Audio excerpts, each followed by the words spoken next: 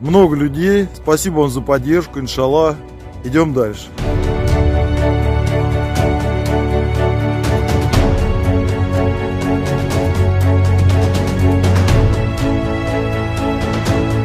Vladimir Gryumov, dia menghabiskan 15 tahun hidupnya melayani umat sebagai pendeta ortodoks di wilayah Ryazan, Rusia.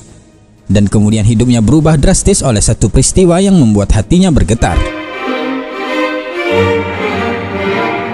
Pernah dia memiliki perasaan khusus saat mendengar azan dari menara. Waktu itu dia sedang berkunjung ke Turki dan Israel. Saat terdengar azan dari menara masjid, hatinya merasa tercabik-cabik.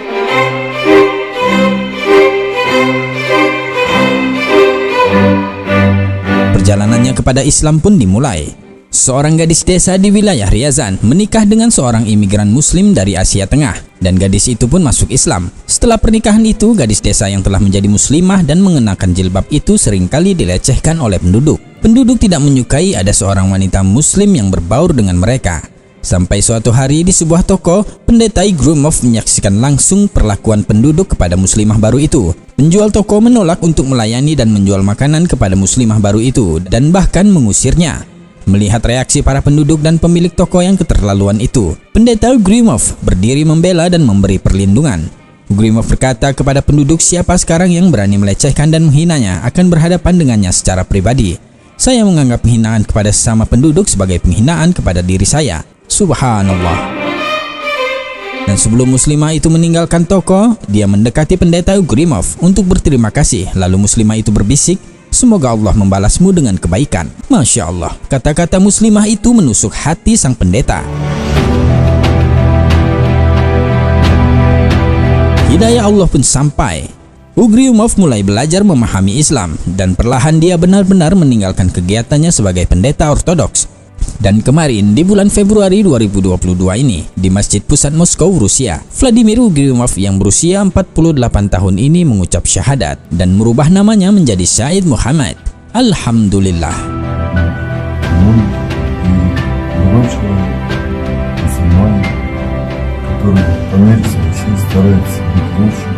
Setelah menjadi muslim, Said Muhammad ingin sekali berangkat ke Tanah Suci untuk menunaikan ibadah haji.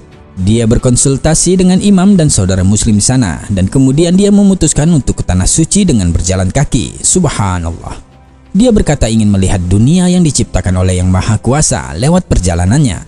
Dia membawa sedikit persediaan makanan dan tenda untuk beristirahat di jalan. Dia merekam setiap lokasi yang telah dikunjunginya, juga jarak yang telah ditempuhnya. Dia berterima kasih kepada saudara-saudara muslim yang telah menyambut dan mendukungnya. Братья и сестры, приветствую вас. На трассе.